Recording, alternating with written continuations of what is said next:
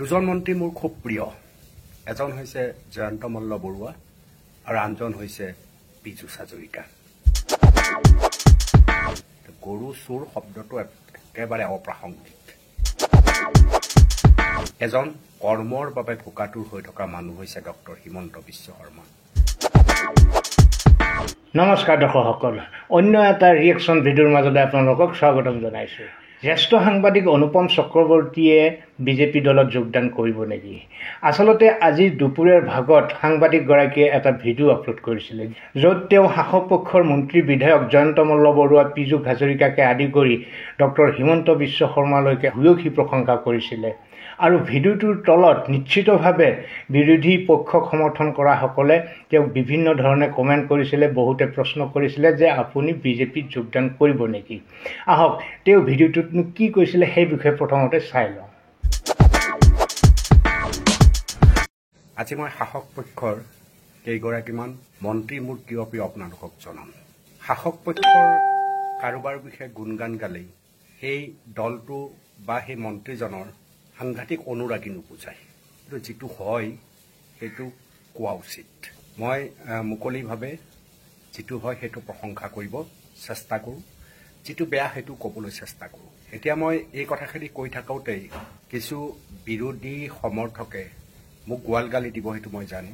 মোক হালধীয়া সাংবাদিক বুলি ক'ব, মোক ডলাৰ বগৰী বুলি ক'ব, মই মন্ত্ৰী ভৰি চেলেকা বুলি ক'ব, মই গেৰুৱা হৈ গ'লো বুলি ক'ব, ইত্যাদি ইত্যাদি। কিন্তু সাংবাদিকৰ কোনো ৰাজনৈতিক দলৰ প্ৰতি কোনো দৰদ নাথাকে।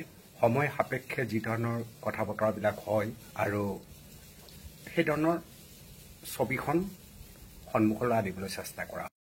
মই যাৰ বিষয়ে যেনেকৈ ক'বলৈ ওলাইছোঁ এইখিনি মোৰ হৈছে ব্যক্তিগত চিন্তা আৰু চেতনা। অনুগ্ৰহ কৰি বিষয়টো কেৱল আপোনালোকৰ দৃষ্টিভংগীৰেই নাচাব, মই ক'ব খোজা কথাখিনিৰো এটা বিশ্লেষণ কৰিবলৈ চেষ্টা কৰিব। দুজন মন্ত্ৰী মোৰ খুব প্ৰিয়। এজন হৈছে জয়ন্ত মল্ল বৰুৱা আৰু আনজন হৈছে পীযুষ হাজৰিকা। জয়ন্ত মল্ল মোৰ সমকক্ষ, মই তুমি বুলি মাতোঁ আৰু তেওঁ মোক তুমি বুলি মাতে। আৰু পীযুষ হাজৰিকা আমাতকৈ বয়সত সৰু। জয়ন্ত মল্ল বৰুৱা আৰু পীযুষ হাজৰিকাক মই ভাল পোৱাৰ প্ৰধান কাৰণটো হ'ল তেওঁলোকৰ আগ্ৰাহী মনোভাৱ। প্ৰচণ্ড আগ্ৰাহী, কাম কৰি ভাল পায়, জিৰণি কম লয়, কাম বেছি কৰে। আৰু দ্বিতীয়টো কাৰণ হৈছে মই ভাল পোৱাৰ, তেওঁলোক খুব সহজলভ্য। অৰ্থাৎ যিকোনো মানুহেই জয়ন্ত মল্ল বৰুৱা বা পীযুষ হাজৰিকাক যদি ফোন কৰে তেওঁ পাবলৈ সক্ষম হয়। তেওঁলোক দুৰ্লভ নহয়, সহজলভ্য।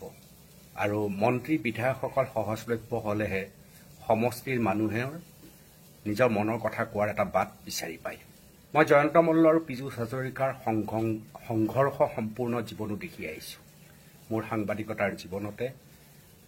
যেতিয়া তেওঁলোক নেতা হোৱা নাছিল, তেওঁলোক দলৰ সদস্য হৈ আছিল, তেতিয়াও অলেখ কষ্ট কৰা মই দেখিছিলোঁ। নিসংকোচে সঁচা কথাখিনি কৈছোঁ। জয়ন্ত মল্ল বৰুৱা আৰু পীযুষ হাজৰিকাই প্ৰচণ্ড কষ্ট কৰিব পাৰে, তেতিয়া কিবা পাবৰ বাবে নহয়, আত্মনিয়োগ কৰিছিল নিজক। আৰু ইতিমধ্যে আপোনালোকে যদি পীযুষ হাজৰিকাৰ সমষ্টিলৈ যায় অথবা জয়ন্ত মল্ল বৰুৱাৰ সমষ্টিলৈ যায়, এনেকুৱা খুব কম মানুহ পাব যিয়ে তেওঁলোকক লৈ অসন্তুষ্ট। সমষ্টিৰ বাহিৰৰ মানুহে বিভিন্ন কথা ক'ব পাৰে, কিন্তু সমষ্টিৰ ভিতৰত প্ৰৱেশ কৰিলে বুজা যায় যে তেওঁলোকে মানুহক কেনেকৈ সময় দিছে তাৰ ছবি একেবাৰে স্পষ্ট। কিবা কাম কৰিব পাৰিছে নোৱাৰিছে সেইটো পৃথক কথা, নোৱাৰিবও পাৰে, কিন্তু সময় তেওঁলোকে দিয়ে, মানুহৰ কথা শুনিবলৈ চেষ্টা কৰে। আৰু এটা সংঘৰ্ষ সম্পূৰ্ণ জীৱনৰ পিছত আজি কিছু জয়ন্ত মল্ল বৰুৱা বা পীযুষ হাজৰিকাই প্ৰতিষ্ঠা লাভ কৰিছে। আৰু এই প্ৰতিষ্ঠা আপুনি মন কৰিলে দেখিব সমষ্টিৰ মানুহে সাংঘাতিকভাৱে তেওঁলোকক ভাল পায়। এইটো বৰ ডাঙৰ গুণ। এই যে সহজলভ্য, ফোন কৰিলেই যে মানুহটোক পোৱা যায়, এইটো বৰ ডাঙৰ কথা। আজি জয়ন্ত মল্ল বৰুৱাৰ বিৰুদ্ধে এটা অভিযোগ উত্থাপন কৰা হৈছে। প্ৰথমতেই কওঁ, ইয়াত গৰু চোৰ শব্দটো একেবাৰেই নাখাতে, কাৰণ পদ্ম হাজৰিকাই স্পষ্ট কৰিছে গৰু বিক্ৰীহে কৰা হৈছিল। গৰু চোৰ শব্দটো একেবাৰে অপ্ৰাসংগিক। কিন্তু সেই অভিযোগ প্ৰতি অভিযোগ থাকিব, সেই সম্পৰ্কে তেওঁলোকে সদুত্তৰ দিব। আৰু ইয়াৰ প্ৰভাৱটো গৈ নিৰ্বাচনত কেনেধৰণে পৰে সেয়াও আমি দৃশ্য দেখিম। কিন্তু জয়ন্ত মল্ল বৰুৱা বা পীযুষ হাজৰিকাৰ দৰে আগ্ৰাহী আৰু সমষ্টিৰ প্ৰতি দায়বদ্ধ মন্ত্ৰী বিধায়ক আমাক কিন্তু খুব প্ৰয়োজন আছে, কাৰণ তেতিয়াহে সমষ্টিটোৰ সৰ্বত্ৰ প্ৰকাৰৰ উন্নতিত এক বিপুল অৰিহণা যোগায়। তেনেকৈ আৰু কেইবাগৰাকীও মন্ত্ৰী বিধায়কক মোৰ ভাল লাগে, সমষ্টিৰ প্ৰতি দায়বদ্ধতা দেখি মোৰ বুকু উফন দি উঠে। যেনে অসম গণ পৰিষদৰ আপোনালোকে সকলো যেনে অতুল বৰা ডাঙৰীয়া, ফোন এটা কৰক লগে লগে ধৰিব। মোৰ কথা কোৱা নাই, যিকোনো মানুহে ফোন কৰিলে অতুল বৰাই ধৰে। আমাৰ টিংখং সমষ্টি তাহানিৰ বিধায়ক মন্ত্ৰী ডাঙৰীয়া সকলোৱে চিনি পায়, তেখেত এজন সহজলভ্য মানুহ। যোগেন মোহন এজন সহজলভ্য মানুহ। ৰঞ্জিত কুমাৰ দাস ডাঙৰীয়া অথবা বিহালী ৰঞ্জিত দত্ত ডাঙৰীয়া সহজলভ্য মানুহ। পৃথ্বীৰাজ ৰাভা সহজলভ্য মানুহ। ৰূপক শৰ্মা সহজলভ্য মানুহ। এই টিমটো এটা ডাঙৰ বস্তু হৈছে যে তেওঁলোকক যিকোনো মানুহে যিকোনো স্থানত পাবলৈ সক্ষম হয়। আপুনি যদি লখিমপুৰত যায় মানৱ ডেকাক যিকোনো মানুহে ফোন কৰিলে লগ পাব। বৰ ডাঙৰ কথা এইটো, সমষ্টিৰ প্ৰতি থকা এটা দায়বদ্ধতাৰ মাজেদি প্ৰকাশ পায়। এইটো খুব ডাঙৰ কথা। এই ডাঙৰ কথাটো মই উল্লেখ কৰাৰ অৰ্থ এইটো হ'ব নোৱাৰে যে মই সাংঘাতিক বিজেপি হৈ গ'লোঁ, মই সাংঘাতিকভাৱে গেৰুৱা পিন্ধি ল'লোঁ, মই দালালি কৰিছোঁ। মোৰ সাংবাদিক জীৱনত তেনেকুৱা কথা হোৱা নাই, কাৰো ওচৰত মই যোৱাও নাই, কিন্তু মই সঁচা কথাষাৰ ক'বলৈ কুণ্ঠাবোধ নকৰোঁ। মই গৌৰৱ গগৈৰ বিষয়েও বৰ দীঘলীয়া কৈ কৈছোঁ। গৌৰৱ গগৈয়ে কেনেধৰণে কাম কৰিব পাৰে উল্লেখ কৰিছোঁ, কিন্তু মই তেতিয়া উল্লেখ কৰা গৌৰৱ গগৈ আৰু আজিৰ তাৰিখৰ গৌৰৱ গগৈৰ মাজত আকাশ পাতাল প্ৰভেদ। বহুতখিনি ব্যৱধান আহিছে। মই পৰৱৰ্তী এটা ভিডিঅ'ত সেই কথা আপোনালোকক জনাম। এতিয়া জয়ন্ত মল্ল বৰুৱা, পীযুষ হাজৰিকাৰ দৰে মানুহবোৰে সমষ্টিৰ প্ৰতি দায়বদ্ধ আগ্ৰাহী মনোভাৱে চাৰিওফালে দৌৰি ফুৰিবলৈ কিয় সক্ষম হৈছে?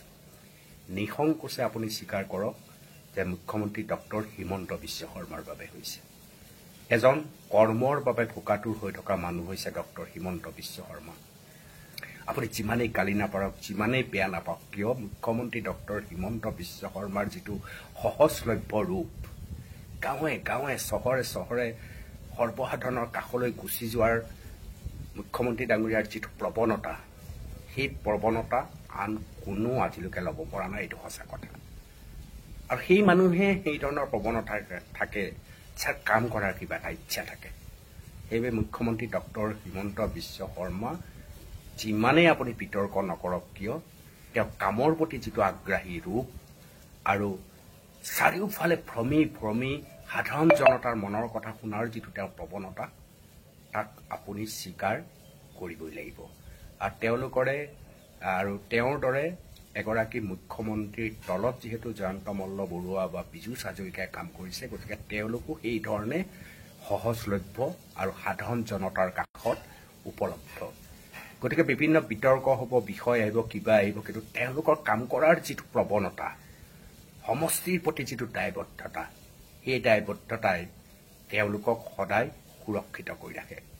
বিষয়টো বোধকৰোঁ মই মিছা কোৱা নাই। চৰ্চা কৰিব, আলোচনা কৰিব, মোক জনাব। ধন্যবাদ। দৰ্শকসকল, সাংবাদিকগৰাকীৰ বক্তব্য আপোনালোকে শুনিলে। দীৰ্ঘদিন সাংবাদিকতা কৰাৰ অভিজ্ঞতা, তেওঁ বহু মন্ত্ৰী বিধায়ক আজিলৈকে লগ পাইছে।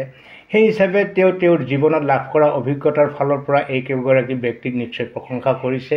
যিয়ে নহওক, মোৰ মতে ইয়াৰ দ্বাৰা শাসক পক্ষক সমৰ্থন কৰাটো নুবুজায়, শাসক পক্ষৰ নীতিক সমৰ্থন কৰাটো নুবুজায়। তেওঁৰ কথাৰ আঁত ধৰি এটা কথা ক'ব লাগিব যে দোকান এখন দিবলৈ যেনেধৰণে কাষ্টমাৰৰ লগত এটা মধুৰ সম্পৰ্ক ৰাখিব লাগিব, ঠিক তেনেধৰণে মন্ত্ৰী বা বিধায়কসকলে নিজৰ সমষ্টিবাসীৰ প্ৰতি সেই একেই মনোভাৱ ৰখাটো প্ৰয়োজন, যিটো বহু ক্ষেত্ৰত দেখা নাযায়।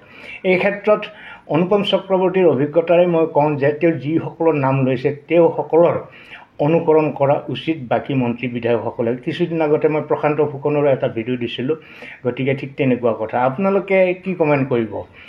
তেওঁ যিটো ভিডিঅ' দিছিলে ছ'চিয়েল মিডিয়াত, তাততো বহু কমেণ্টেটৰে তেওঁক বিজেপিৰ গেৰুৱা কাপোৰ পিন্ধা বুলিয়ে কৈছে ইতিমধ্যে। আপোনালোকৰ কমেণ্টবোৰো হ'ব যথেষ্ট লক্ষণীয়। নিশ্চয় কমেণ্ট কৰিব। আজিলৈ এৰিছোঁ। ভালে থাকক, কুশলে থাকক। ধন্যবাদ।